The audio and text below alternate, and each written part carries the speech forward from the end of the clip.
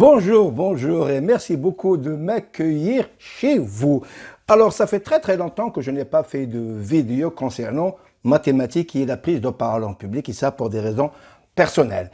Alors, donc voilà, donc je reprends donc mes vidéos sur cette thématique, mais sachez que j'ai rajouté d'autres thématiques qui pourraient fortement vous intéresser. Alors maintenant, j'aborde d'autres sujets tels que l'anxiété, le stress, la dépression. J'ai rajouté aussi une troisième thématique qui s'intéresse à l'éducation, mais vue par les neurosciences. C'est ce qu'on appelle la neuroéducation.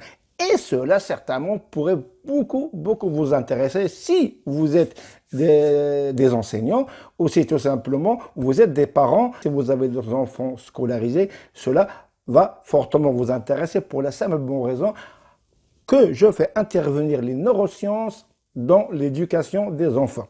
La quatrième thématique, c'est le cerveau et le développement personnel. Quelle est la relation qui existe entre les neurosciences et le développement personnel? Vous allez voir que tout le discours qu'on vous fait à travers le développement personnel, ceux qui sont très connus et qui gagnent des millions et des millions pour des bêtises, vous allez voir que vous allez même être étonné que ce qu'ils disent n'est pas franchement convaincant parce que ça ne fait pas intervenir les neurosciences de développement personnel, on n'y arrivera à rien. Mais ça, c'est les thématiques. Si vous êtes intéressé, donc vous appuyez sur le bouton qui est en bas et vous abonnez à cette chaîne. Maintenant, donc on va aborder, donc on va continuer avec les conseils que j'ai commencé il y a plus de 2 ans sur la prise de parole en public. Ce sont des conseils que vous pouvez mettre pratiquement tout de suite, vous vous entraînez pour réussir une prise de parole en public. Le conseil numéro 31, sachez que dans des présentations, beaucoup des gens qui font des présentations en public parlent et font des présentations, mais qui sont peu convaincants. Pourquoi? Combien de fois vous êtes allé dans des présentations, vous avez vu la personne faire le discours, mais vous avez senti qu'il n'est pas convaincant. Parfois, on se dit, le gars, il s'emmerde ou bien on l'a obligé à venir faire cette présentation. Or, si vous ne sentez pas votre sujet, si vous n'exprimez pas les émotions qui sont avec le sujet, si quand vous vous adressez au public, vous montrez que vous êtes intéressé, que vous êtes convaincu par ce que vous dites, eh bien, le public le sentira. Et ça, c'est très mauvais pour vous. Donc, soyez convaincant quand vous faites votre présentation en public. Conseil numéro 32. Si vous faites une présentation devant un nombre restreint de personnes, c'est-à-dire à partir de 5, 10, 20, dans une petite salle, donc alors vous allez adapter votre regard en fonction du nombre de personnes que vous avez devant vous. Mon regard doit balayer toutes les personnes. Chacun a le droit à son regard. Donc, je regarde chacun, les yeux dans les yeux, pour lui montrer que je m'intéresse à lui. Et vous allez constater tout de suite que la réponse immédiate qui se produit, c'est que la personne fait ça, ou bien il fait un geste qui est en accord, qui est en synchrone avec vous. Donc, n'oubliez pas de donner à chacun son regard.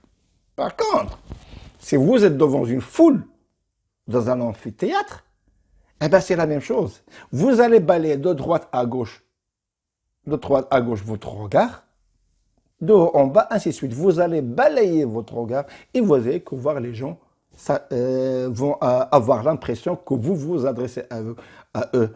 Le problème, c'est que quand vous êtes devant et que vous vous adressez à la première rangée ou à la seconde rangée, ceux qui sont derrière en haut vont se considérer comme des personnes inintéressantes et donc c'est pas bien pour vous. Le conseil numéro 33.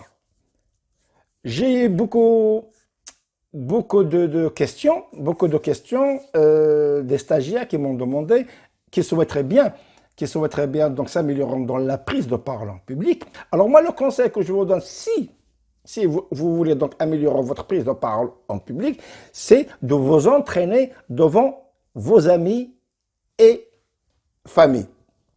C'est-à-dire que vous allez leur demander, si vous avez une présentation à faire, vous allez prendre un nombre d'amis et vous leur demander de présenter votre sujet. Et à la fin de votre présentation, vous allez demander des remarques. Mais, c'est là où il y a un mais, c'est que quand on fait généralement des remarques, les gens se défendent. Surtout écoutez et surtout ne répondez pas. Ne défendez pas votre point de vue. Gardez-le à côté, réfléchissez et essayez de voir comment l'améliorer. Si la remarque revient est récurrente et revient très souvent, donc effectivement qu'il y a un problème. Ne vous défendez pas, plutôt marquez-le. Et vous allez voir, c'est beaucoup plus intéressant. Conseil numéro 34. Si donc vous êtes devant un grand nombre d'auditeurs, donc vos auditeurs sont très nombreux, balayez de regard. Droite à gauche, droite haut, en bas, bas en haut. Donnez l'impression de regarder chacun en personne. Le conseil numéro 35. Ah, ça c'est bien parce que moi j'adore ça, j'adore ce conseil pour la simple bonne raison. Certaines personnes donc veulent ou font des présentations, mais ils utilisent un vocabulaire ou un langage qui est compliqué. Or, du moment qu'on ne connaît pas la composition de votre auditoire, si vous ne le connaissez pas, vous n'avez pas le droit d'utiliser un langage qui pourrait ne pas être compris par tout le monde. Parce que là, vous allez faire une erreur fatale. Donc, si par exemple, je donne un exemple comme ça que je donne toujours, si vous êtes un médecin et que vous êtes un colloque et que vous donnez donc un discours avec les médecins, ça n'y a aucun problème. Vous pouvez utiliser un langage adéquat.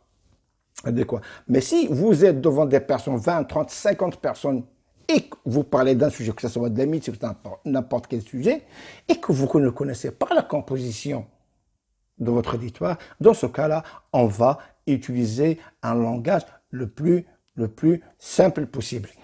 Le cerveau humain déteste les complications. Plus c'est simple, plus il l'intègre. Il n'a pas envie, le cerveau n'a pas envie de faire des efforts, de brûler de l'énergie, pour comprendre, de simplifier les choses. Donc, votre discours doit être clair et simple et logique. Ne cherchez pas les mots compliqués, ne cherchez pas à impressionner quiconque. Voilà, donc j'ai terminé pour ces conseils. Donc nous allons nous retrouver pour de nouveaux conseils concernant donc la prise de parole en public. Mais en attendant, je vous souhaite une excellente journée, une excellente soirée. Je vous demande de vous abonner donc à ma chaîne. On appuie sur le bouton qui est en bas. Et comme je vous ai dit, il y a beaucoup de thématiques qui pourraient fortement vous intéresser. Je vous remercie beaucoup et je vous dis à très bientôt. Salut!